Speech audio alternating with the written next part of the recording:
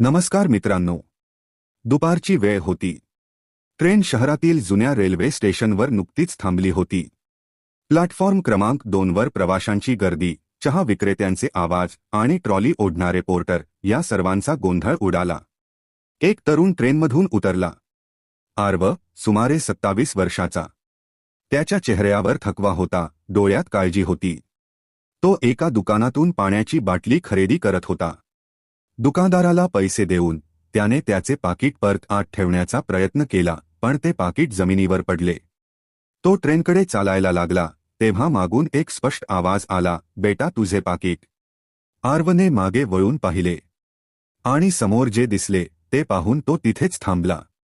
फाटके कपडे घातलेला, विस्कटलेले केस, डोळ्यांखाली काळी वर्तुळे आणि कुबडी असलेला एक भिकारी.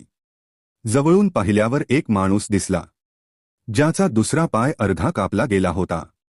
पण त्याच्या आवाजातील सौम्यता आणि इंग्रजीतील अस्खलितता पाहून तो चकित झाला. भिकाऱ्याने त्याची पर्स उचलली आणि त्याला दिली. आर्व म्हणाला, धन्यवाद काका. तो भिकारी माणूस म्हणाला, काळजीपूर्वक ठेव बेटा पाकीट. आर्वला त्या भिकाऱ्याबद्दल प्रश्न होते, जो इतका अस्खलित इंग्रजी बोलतो. मी ज्या कंपनीत काम करत होतो त्या कंपनीचा बॉसही इतका अस्खलित इंग्रजी बोलू शकत नव्हता. त्याने विचारले, तुम्ही इथे कसे आलात काका? तुमचे इंग्रजी खूप चांगले आहे. भिकाऱ्याने हसून म्हटले, बाळा, माझी जुनी जीर्ण झालेली गोष्ट ऐकण्यासाठी तुझ्याकडे इतका वेळ नसेल आणि तुझी ट्रेन देखील चुकेल.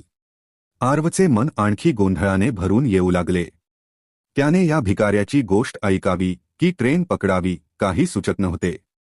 तेवढ्यात ट्रेनचा हॉर्न वाजला. भिकाऱ्याने म्हटले, जा बाळा, तुझी ट्रेन जात आहे. मनातल्या वादळावर नियंत्रण मिळवत तो ट्रेनकडे धावला. ट्रेन हळूहळू निघाली आणि भिकारी त्याच्या मार्गाने चालू लागला. तेवढ्यात मागून आवाज आला, माफ करा काका, पण मला तुमची कहाणी ऐकायचीच आहे. आर्व धावत आला. त्याने भिकारी काकाला स्टेशनवरील सिमेंटच्या कट्ट्यावर बसवले आणि म्हणाला, काका, मला समजले आहे की तुम्ही खूप चांगले इंग्रजी बोलता. पण खरे सांगू का, माझेही इंग्रजी तितके चांगले नाही. माझ्या चांगल्या कपड्यांकडे पाहू नका. भिकारी हसला आणि म्हणाला, मला वाटले होते की तू एखाद्या चांगल्या IT कंपनीत काम करत असशील. आर्व थोडा उदास झाला आणि म्हणाला, हो काका, मी काम करायचो, पण मी 2 वर्षांपूर्वी ते काम सोडून दिले आणि आता मी स्वतःचे वर्कशॉप चालवतो. पण मी माझी गोष्ट सांगण्यासाठी माझी ट्रेन सोडली नाही, तर मी ती तुमच्यासाठी सोडली. तुमची भाषा, बोलणे पाहून असे वाटत नाही की तुम्ही भिकारी आहात. नेमके असे काय झाले की तुम्ही इथे या अवस्थेत आहात? भिकाऱ्याच्या चेहऱ्यावरील हास्य हळूहळू नाहीसे झाले. तो म्हणाला, माझी गोष्ट जाणून तू काय करशील बाळा? हेच माझे सत्य आहे. हे रेल्वे स्टेशन माझे घर आहे आणि हेच माझे जग आहे. आर्वची उत्सुकता वाढली. त्याने विनंती केली, काका, मला वाटते की मी तुमच्याकडून नक्कीच काहीतरी शिकू शकतो. मला सांगा, तुम्ही कोण आहात? भिकारी काका म्हणाले, तू मेहरा मोटर्सबद्दल ऐकले आहे का? आर्वने उत्तर दिले, हो. काही वर्षांपूर्वी ती कंपनी वेगाने वाढत होती, पण आता मार्केटमध्ये तिचे वर्चस्व नाहीसे झाले आहे. तुम्ही त्या कंपनीत काम केले आहे का? भिकारी म्हणाला, मी त्या कंपनीचा संस्थापक अशोक मेहरा आहे. आर्वला हे ऐकून धक्का बसला. त्याने आश्चर्याने विचारले, काय, तुम्ही अशोक मेहरा आहात का? पण तुम्ही अमेरिकेत गेला होतात. भिकाऱ्याच्या डोळ्यात अश्रू आले. जणू तो जुन्या जगात परतला आहे. मग त्याने त्याची कहाणी सांगायला सुरुवात केली. मी एकेकाळी या देशात एक मोठी ऑटोमोबाईल कंपनीचा मालक होतो. मी एक अभियंता होतो, पण माझे स्वप्न होते की मी फक्त स्वतःसाठी नाही, तर माझ्या देशासाठी आणि माझ्या कुटुंबासाठी काहीतरी निर्माण करावे. मी माझे कष्ट, माझा घाम आणि माझ्या झोपेच्या रात्री विकून मेहरा मोटर्स नावाची कंपनी स्थापन केली. त्याआधी मी तुझ्यासारख्याच एका ऑटोमोबाईल कंपनीत काम केले. मी तिथे 5 वर्षे काम केले, खूप अनुभव मिळवला. त्या अनुभवाच्या आणि काही तुटपुंजा बचतीच्या आधारे मी ऑटो पार्ट्स वर्कशॉप उघडले. मी दिवसभर कंपनीत आणि रात्री माझ्या वर्कशॉपमध्ये काम करायचो. माझा मुलगा रौनक तेव्हा लहान होता. तो मला काम करताना पाहून म्हणायचा, बाबा, मला तुमच्यासारखेच काम करायचे आहे. बोलताना त्या भिकारी काका म्हणजेच अशोकच्या डोळ्यात अश्रू आले. तो पुढे म्हणाला, जेव्हा माझे वर्कशॉप चांगले काम करू लागले तेव्हा मी कंपनी सोडली आणि स्वतःला पूर्ण वेळ त्यात वाहून घेतले. 10 वर्षांच्या कठोर परिश्रमानंतर मी त्या वर्कशॉपचे मेहरा मोटर्समध्ये रूपांतर केले. कंपनी चांगली कामगिरी करू लागली. मी माझ्या मुलाला अभियांत्रिकीचे शिक्षण घेण्यासाठी अमेरिकेत पाठवले, जेणेकरून तो माझ्यानंतर कंपनीला पुढे नेऊ शकेल. तो परत भारतात आला तोपर्यंत माझी कंपनी भारतातील टॉप ऑटोमोबाईल कंपन्यांमध्ये स्थान मिळवत होती. 6 महिन्यांपेक्षा कमी वेळ उलटला होता. जेव्हा त्याने मला सांगितले, बाबा तुम्ही आता या कंपनीचा राजीनामा द्यावा, मी आपल्या कंपनीची जबाबदारी घेऊ शकतो. मी म्हणालो, रौनक बेटा, तू अमेरिकेत शिक्षण घेतले असले तरी तुला अजूनही बरेच काही शिकायचे आहे. वेळ आल्यावर मी तुला स्वतः सर्व काही देईन. रौनकला समजू लागले. काही काळानंतर मला त्याच्यासाठी एक योग्य मुलगी निवडली. मी त्याला सांगितले तेव्हा त्याने नकार दिला आणि म्हटले की त्याला एक मुलगी आवडते आणि त्याला तिच्याशी लग्न करायचे आहे. माझी पत्नीला ती मुलगी अजिबात आवडत नव्हती, पण माझ्या मुलाच्या आनंदासाठी मी दोघांचेही लग्न लावून दिले. पण मला हे माहीत नव्हते की मी माझ्या घरात सून नाही तर विनाश आणत आहे. सुरुवातीचे काही महिने सानिया एका चांगल्या सूनसारखी होती. सानियाने अशोकजी आणि सावित्रीची पूर्ण काळजी घेतली, पण त्याच वेळी ती आमच्या कंपनीतही जाऊ लागली. एके दिवशी तर कंपनीची सून म्हणून म्हणजेच मालकीण म्हणून गेली. तिच्या चालण्यात एक अद्भुत आत्मविश्वास होता. ती हळूहळू कंपनीच्या प्रत्येक छोट्या मोठ्या बाबतीत हस्तक्षेप करू लागली. कर्मचाऱ्यांपासून ते खात्यांपर्यंत सर्व गोष्टींवर ती लक्ष ठेवत असे. मला असेही वाटायचे की सानिया खूप सक्रिय मुलगी आहे आणि माझ्यानंतर ती कंपनी खूप चांगल्या प्रकारे सांभाळेल. पण आता रौनक आमच्यापासून थोडा दूर होत गेला. तो घरी किंवा ऑफिसमध्ये जास्त बोलत नव्हता. एके दिवशी सानियामार्फत तिचा एक नवीन करार झाला. तिने मला सांगितले की हा एक साधा शेअर ट्रान्सफर डॉक्युमेंट आहे जो तिचे नाव कंपनीत जोडेल, कारण सानिया अधिकृतपणे कंपनीचा भाग नव्हती. सानियाने मला प्रेमाने समजावून सांगितले, बाबा ही फक्त एक औपचारिकता आहे, जेणेकरून रौनक अधिकृतपणे संचालक होऊ शकेल आणि मला कंपनीत काही निर्णय घेता येतील. मी चष्मा लावला, थोडे पेपर वाचले आणि आत्मविश्वासाने सही केली. काही आठवड्यांनंतर मला कळले की कंपनीची सर्व मालकी रौनक आणि सानियाकडे हस्तांतरित झाली आहे. आता मी फक्त नावाने संस्थापक होतो, मालक नाही. त्या दिवसानंतर सगळे बदलले. ज्या कंपनीत माझी ऑर्डर अंतिम असायची तिथे आता सानियाचा आवाज ऐकू येऊ लागला. आता सानिया जे काही म्हणायची ते पूर्ण व्हायचे. माझ्या पत्नीचे जग स्वयंपाकघर होते. ती नेहमीच रौनक आणि माझ्यासाठी स्वतःच्या हातांनी स्वयंपाक करायची. पण आता सानिया सगळे ठरवायची, आम्ही काय खावे काय खाऊ नये, आणि रौनक तिच्या म्हणण्यानुसार सर्व काही मान्य करायची. कंपनीत माझा दर्जा कमी झाला. सानियाने घरातील जुन्या नोकरांना काढून टाकले. त्यांच्या जागी तिने स्वतःच्या मर्जीने नवीन नोकर ठेवले, जे आम्हाला निरुपयोगी वस्तूंसारखे समजायचे. मी बांधलेल्या साम्राज्यात मलाच अनोळखी वाटू लागले. एके दिवशी सानिया आणि रौनक आमच्याकडे आले. ती आम्हाला म्हणाली, आई बाबा, आम्हाला असे वाटते तुम्ही दोघांनी पुरेसे काम केले. आता तुम्ही दोघांनी विश्रांती घ्यायला हवी. मी रौनककडे पाहिले आणि म्हणालो, तुम्हाला आता आमच्याकडून काय हवे? तुम्ही आमच्याकडून सगळे काही हिरावून घेतले. आता अजून काय उरले आहे? रौनक काही बोलण्यापूर्वीच सानिया म्हणाली, बाबा, तुम्हाला का वाटते की आम्ही सगळे हिरावून घेतले? मी रागाने सानियाला म्हणालो, सानिया, सर्वप्रथम मी माझ्या मुलाशी बोलत आहे, तुझ्याशी नाही. दुसरे म्हणजे मुलाचा त्याच्या आईवडिलांच्या मालमत्तेवर हक्क त्यांच्या आईवडिलांच्या इच्छेवर आधारित असतो, फसवणुकीद्वारे नाही.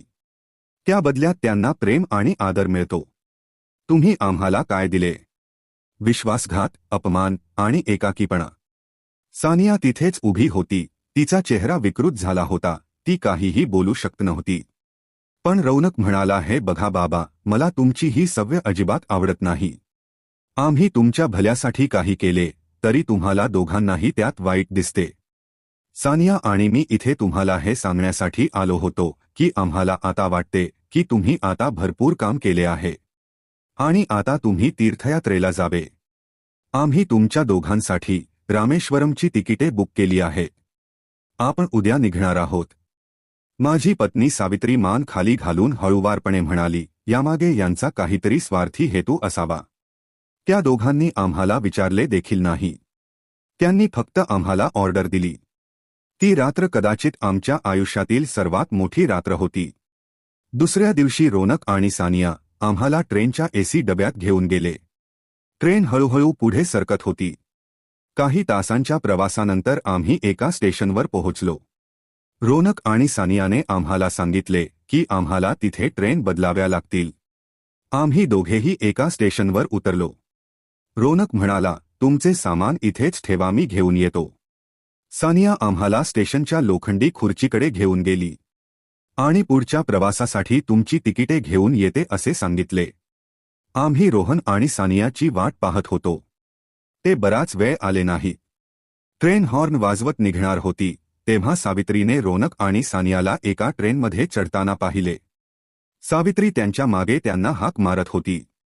ट्रेन थोडी वेगवान झाली होती. मी सावित्रीला थांबवण्यासाठी तिच्या मागे धावलो. पण सावित्री खाली पडून तिचा मृत्यू झाला आणि तिला वाचवण्याचा प्रयत्न करत असताना माझा एक पायही अडकला आणि तुटला. ट्रेन पुढे निघाली. माझ्या डोळ्यांसमोर माझी सावित्री वेदनेने मरण पावली. हे बोलून अशोकजींना रडू कोसळले. आरवने त्यांना सांत्वन दिले. अशोक पुढे म्हणाला, मी कधी बेशुद्ध पडलो हे मला कळलेही नाही. जेव्हा मी जागा झालो तेव्हा मी सरकारी रुग्णालयात होतो. माझा एक पाय कापला गेला होता. सावित्री मला सोडून गेली होती. माझ्याकडे काहीही उरले नव्हते, फक्त हे अर्धे शरीर आणि दुःखाचा डोंगर. तेव्हापासून हे स्टेशनच माझे घर आणि ही कुबडी माझा आधार बनली आहे. मी जिवंत आहे, श्वास घेत आहे, देव मला न्याय देईल अशी आशा आहे, असे म्हणत अशोकने डोके टेकवले. त्याच्या डोळ्यातून अश्रू वाहत होते. आरव म्हणाला, काका, मी तुमच्यासारखा धाडसी माणूस कधीही पाहिला नाही. देवाने तुम्हाला इतके भयानक काळ दाखवले आहे, तरीही तुम्ही अजूनही देवाच्या न्यायाला धरून आहात. अशोक काहीही बोलला नाही. आरवने अशोकचा हात हातात घेतला आणि म्हणाला, काका, तुम्ही माझ्यासोबत चला. माझ्या शहरात, माझ्या वर्कशॉपमध्ये मला तुमच्याकडून शिकायला मिळेल. तुमच्याकडे असलेल्या अनुभवाचा वापर करा. तुम्ही आजही तितकेच सक्षम आणि धाडसी आहात जितके तुम्ही त्या सुरुवातीच्या काळात होते. काका, मला तुमची गरज आहे. खरंच माझ्यासोबत चला. मला तुम्ही हवे आहात. अशोकजी किंचित हसले आणि म्हणाले, बेटा, हा लंगडा अपंग म्हातारा तुझ्या कामाचा नाही. आरव म्हणाला, काका, जर माझ्या मनात हा विचार आला तर मी तुम्हाला स्वतः या स्टेशनवर सोडेन. पण माझ्यावर विश्वास ठेवा. अशोकजी थोडा वेळ गप्प राहिले. त्यांनी क्षणभर विचार केला आणि त्यांच्यासोबत जाण्यास तयार झाले. आरव अशोकजींना त्यांच्यासोबत बंगलोरला घेऊन गेला. तिथे त्याचे वर्कशॉप दाखवले. एक छोटीशे वर्कशॉप जिथे काही मेकॅनिक काम करत होते. विविध वाहनांचे सुटे भाग बनवले जात होते. ते वर्कशॉपपेक्षा कचराकुंडीसारखे दिसत होते. अशोकजी म्हणाले, मला सांग बेटा आरव, तू तुझे वर्कशॉप अशा प्रकारे चालवशील का? आरव संकोचून म्हणाला, काका, मला फारसा अनुभव नाहीये. कदाचित म्हणूनच मी नोकरी सोडून इतर अनेक प्रशिक्षणार्थींप्रमाणे वर्कशॉप उघडण्याचा निर्णय घेतला आहे. आता कृपया माझ्या डोक्यावर हात ठेवा. तुम्ही जसे म्हणाल तसे मी करेन. यानंतर अशोकजी आरवला मार्गदर्शन करू लागले. त्यांनी समजावून सांगितले की इतके वेगवेगळे ऑटो पार्ट्स बनवण्याऐवजी कमी ऑटो पार्ट्स बनवणे चांगले आहे, परंतु तरीही गुणवत्ता राखणे चांगले आहे. मार्केटिंगवर जास्त लक्ष केंद्रित करू नका. तुमच्या उत्पादनाच्या गुणवत्तेवर लक्ष केंद्रित करा. जर तुमचे उत्पादन उच्च दर्जाचे असेल तर ग्राहक तुमच्याकडे येतील आणि तुमचा एक ब्रँड होईल. आरवने लक्षपूर्वक ऐकले आणि त्याने जे सांगितले तेच केले. काही दिवसांतच अशोकने त्याच्या अनुभवाने आणि आरवने त्याच्या कठोर परिश्रमाने वर्कशॉपचे रूपांतर केले. आता तेथे ऑटो पार्ट्स तयार केले गेले जे लोकांसाठी सर्वात महत्त्वाचे होते. अशोकच्या नेतृत्वाखाली आरवने एक वाहन भाग विकसित केला जो वाहनात बसवल्यावर वाहनाच्या इंजिनला नुकसान होण्यापासून रोखेल. जरी वाहनात वापरल्या जाणाऱ्या इंधनात अशुद्धता असली तरीही हे उत्पादन बाजारात येताच खळबळ उडवून देईल. प्रत्येकाला हा भाग त्यांच्या वाहनांमध्ये बसवायचा होता.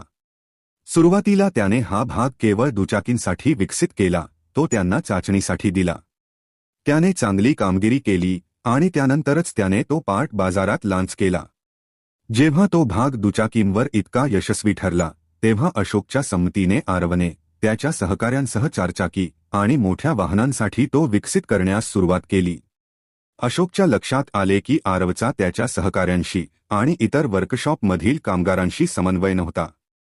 तो त्याच्या मनाप्रमाणे वागण्याचा आग्रह धरत होता, कारण तो वर्कशॉपचा मालक होता. संध्याकाळी सर्वजण निघून गेल्यानंतर अशोक आरवशी बोलला आणि म्हणाला, आरव बेटा, तू केवळ मेहनतीच नाहीस तर तुझ्यात शिकण्याची तीव्र इच्छाशक्तीही आहे, पण यशस्वी होण्यासाठी आवश्यक असलेला हा एकमेव गुण नाही. तुला वाटते की तुझे सहकारी तुझ्यापेक्षा कमी ज्ञानी आहेत.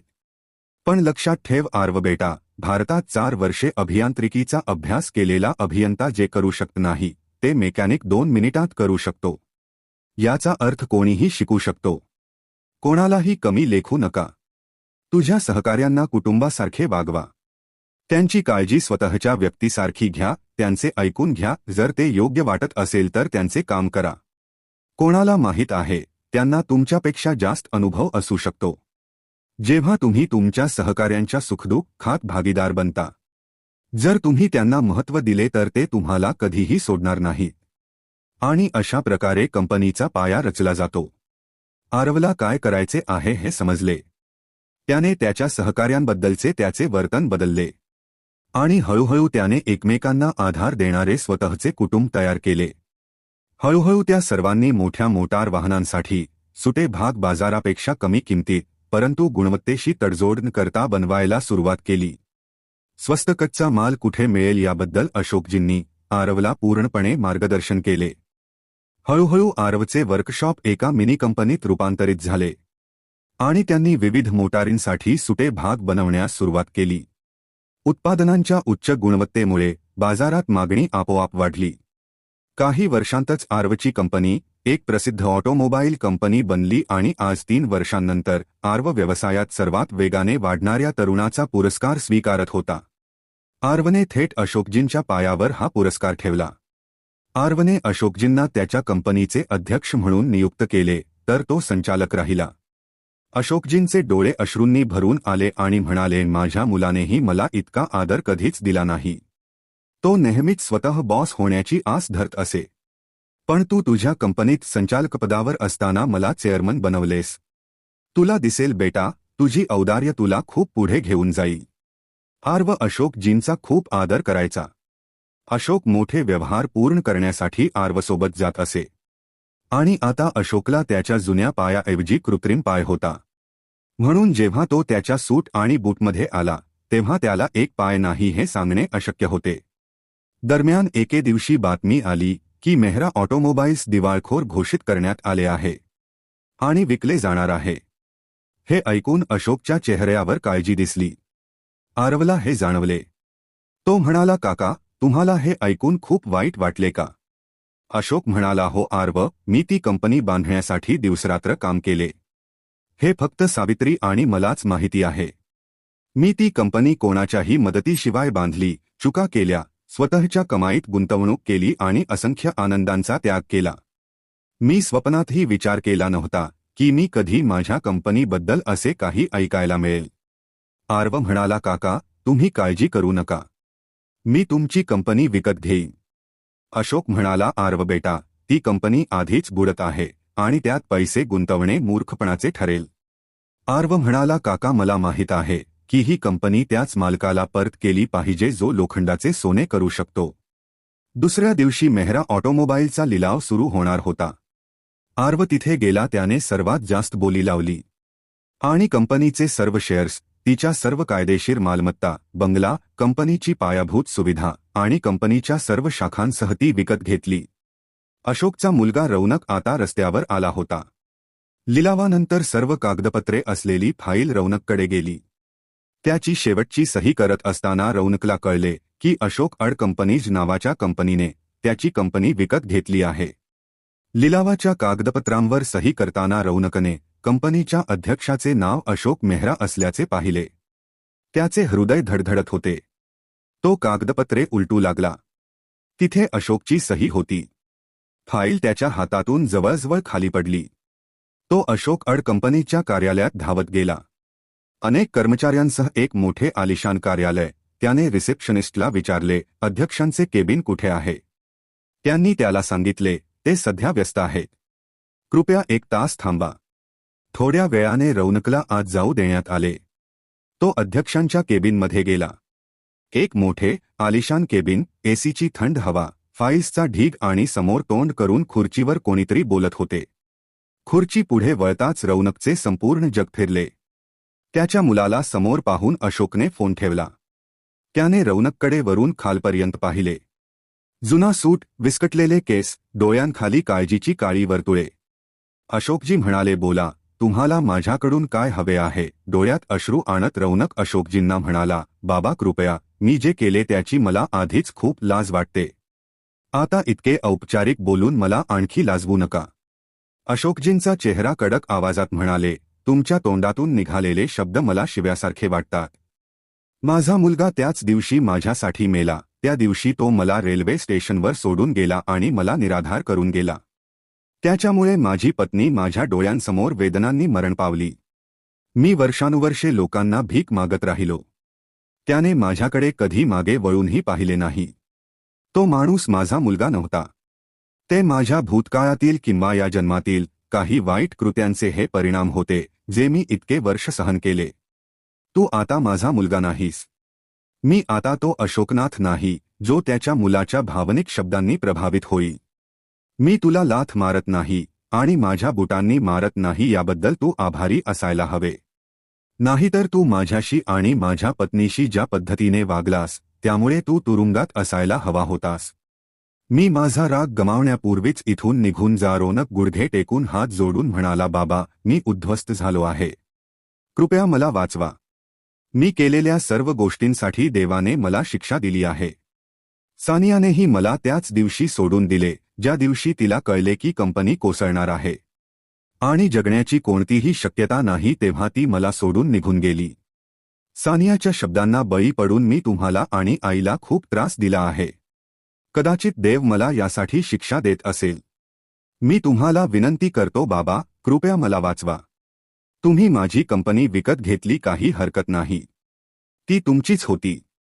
तुम्ही मला तुमच्या कंपनीत कोणतीही छोटी नोकरी देऊ शकता, अगदी सेल्समन म्हणून किंवा इतर काहीही. मला त्यात आनंद होईल. अशोक म्हणाला, मी तुमच्यासारख्या माणसाला माझ्या कंपनीत नोकरी देणार नाही. बाहेर भीक मागण्याची परवानगी तर सोडाच. आता आर्व इथे येऊन तुम्हाला पोलिसांच्या स्वाधीन करण्यापूर्वी तुम्ही शांतपणे निघून जा. कुठेतरी माझ्यातील वडीलच मला तुमच्याशी वाईट वागण्यापासून आणि तुमच्या कृत्यांसाठी शिक्षा करण्यापासून रोखत आहेत. मी माझा राग गमावण्यापूर्वी येथून निघून जा. दुःखी चेहऱ्याने रौनक निघून गेला. अशोकजीने मागे वळूनही पाहिले नाही. रौनक निघून जाताच त्यांच्या पत्नीवर झालेल्या अन्यायाची आठवण करून अशोकजीच्या डोळ्यात शेवटचे अश्रू आले. अशोकजीने पुन्हा कधीही रौनककडे मागे वळून पाहिले नाही आणि रौनकचीही हिंमत झाली नाही. तेव्हाच रौनकला पुन्हा अशोकजीचा सामना करण्याची हिंमत मिळाली. मित्रांनो, अशोकजीने रौनकसोबत योग्य काम केले का? कृपया या कथेबद्दल तुमचे विचार कमेंटमध्ये शेअर करा.